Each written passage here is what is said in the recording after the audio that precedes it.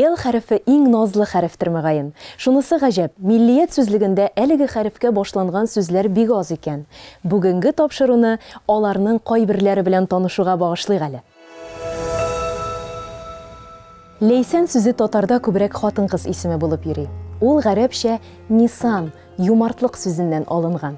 Борынгы Сүрия календарында явым-төшемгә юмарт булган ай апрель айы Нисан дип аталган. Татарда Лейсән яңгыр яуганда Нисан ява диләр. Лейсән яңгырга Нәки Исәнбәт мондый аңлатма бирә. Лейсән көн якларда 23 марттан 3 майгача 40 көн эчендә яуган язгы җылы яңгырлар. Бездә исә күбрәк беренче күкрәү белән яуган җылы яңгырны Лейсән диләр.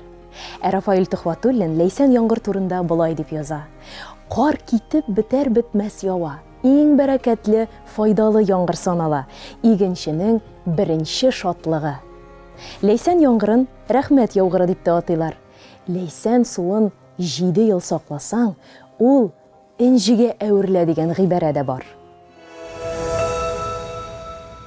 Лаля сүзе фарсы теленнән. Тюльпанны шулай атыйлар. Лаля чәчәге мотивы татар сәнгатендә еш кабатлана. Татарда ләлә хатын-кыз исеме, ә алхимиклар телендә көмеш яки түрі көмеш. Бір заман ішендә бар ирде мәгәр бір султан, ишетеңез бір хәбәр. Шаһзадә лалясы берлә мәгәр йөрер иде хәлвәт, ишет бу хәбәр, дип язган Мөхәммәдияр.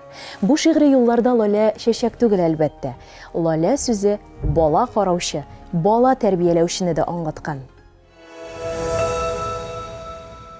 Җәмих әнбиянең мәгъде дөнья вә барча әүлияның ләгъде дөнья.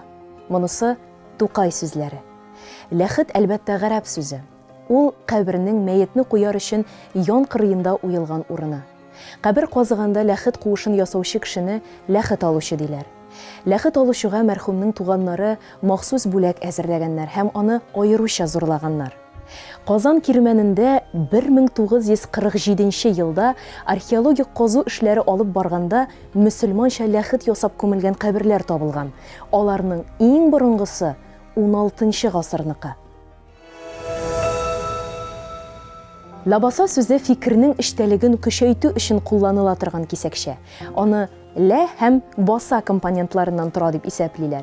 Ә Хади Максуди аны лә һәм баксаң тәгъбиреннән дип караган. Диалектларда ләбасаны ләса, ласа диләр. Латиф сүзе Аллаһның бер эпитеты.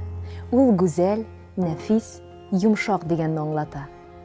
Латиф тән, ул рухи зат. Ә Латифи ул татарның газиз язучысы һәм бүген без нәкъ менә Флүс Латифи турында сөйләшербез.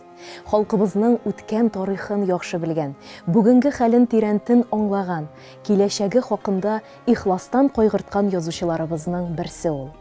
Флүс Латифиның әдәби язмалары, шигырьләре, төрле темаларга язылган очерклары республиканың көндәлек матбугатында 70-нче еллардан ук даими катнаша килгән. Флүс Латифиның әдәби язмалары, шигырьләре, төрле темаларга язылган очерклары республиканың көндәлек матбугатында 70-нче еллардан ук даими катнаша килгән.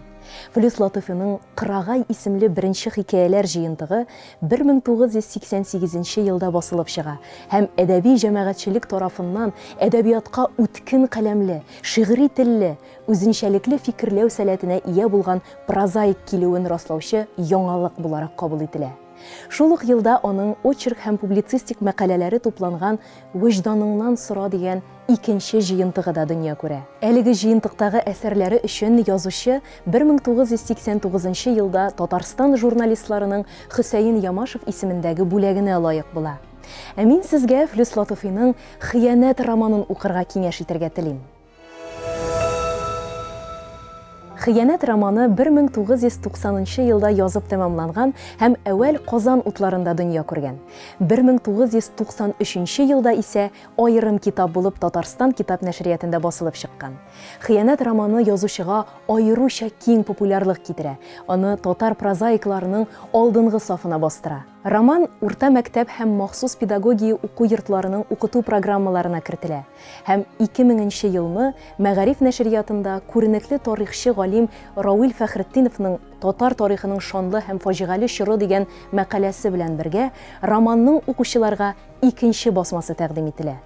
Хыянәт романы Казан ханлыгының мөстәкыйль дәүләт буларак яшәгән соңгы 17 елындагы гаять четерекле вакыйгаларны, шул тарихи фонда 2 яшь йөрәкнең мәхәббәт маҗараларын, күп югалту ачылары кичереп тә, аларның бер-берсенә тугрылык саклавын, батырлык, кыюлык күрсәтүләре аркасында ниһаять кавышу бәхетенә ирешүләрен тирән психологик сәнгати чаралар ярдәмендә тасвирлый.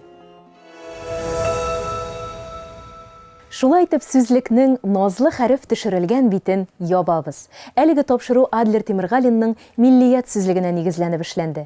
Мин Резида Сәләхова сезнең белән саубуллашып торам.